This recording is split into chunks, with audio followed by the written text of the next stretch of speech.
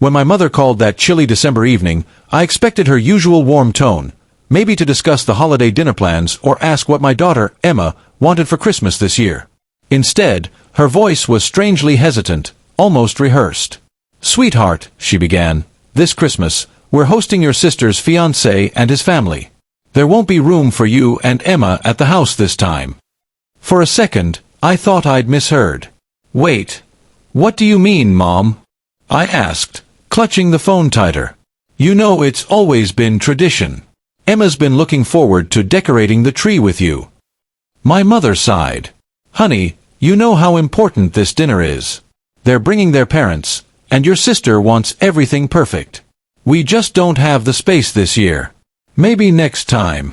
I stood there, staring at the Christmas lights outside my apartment window, blinking through the early evening fog.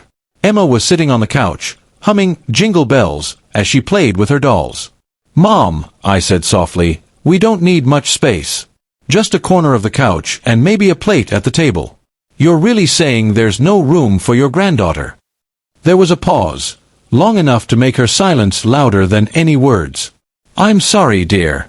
I'll make it up to her later," she said, and hung up. I stood frozen, the phone still in my hand. I didn't want to cry, not in front of Emma. When she looked up and asked, "Grandma said we're going, right?" I forced a smile. "Not this year, honey," I said gently. "We're going to have our own Christmas, just the two of us." Her little face fell for a moment, but then she grinned. "Can we still make cookies?" I nodded. "Of course we can." I spent that night lying awake, thinking. All my life, I'd been the forgotten daughter, the quiet one, the one who never made a fuss. My sister, Melissa, was the golden child, the one with the fancy job, the big engagement ring, and the constant attention. It didn't surprise me that Mom would choose her again.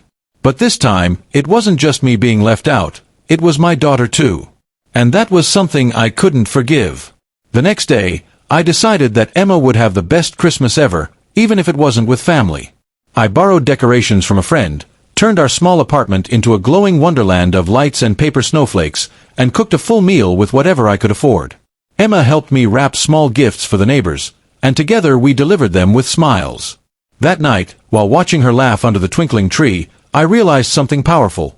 Family isn't about who shares your blood, it's about who makes room for you, even when life feels cramped. On Christmas Eve, I got a call. It was Melissa. "Hey," she said awkwardly. "Mom told me you weren't coming. You should have said something." "We could have tried to." "It's okay," I interrupted. "You've got your dinner, and we've got ours. Emma's happy, that's all that matters." There was a long silence before she said, "You know, this doesn't feel right without you." I just smiled faintly. "Then maybe next year you'll remember that." The next morning, as Emma tore open her little presents, there was a knock on the door. I opened it to see my parents standing there, my mom holding a tin of cookies, my dad clutching a red envelope. "We realized something," Mom said quietly. "We had a big table full of people last night, but it didn't feel like Christmas. We missed you." I wanted to be angry, to remind her of how easily she'd excluded us. But then I saw Emma run up and hug her grandma, laughing. My heart softened. Mom handed me the envelope. Inside was a card, a small apology, but it mattered. "We're hosting a New Year's dinner," she said, eyes glistening. "And there will always be room for you, both of you." I smiled and nodded. "We'll think about it." That night, after everyone left, Emma cuddled next to me on the couch and whispered, "Mommy, this was the best Christmas ever." And as I looked around our small apartment, glowing with the warmth of our own making, I realized she was right. Sometimes, being left out is life's way of making space for something better.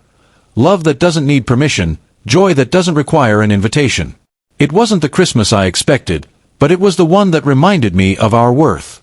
And this time, I didn't need a place at anyone else's table to feel at home.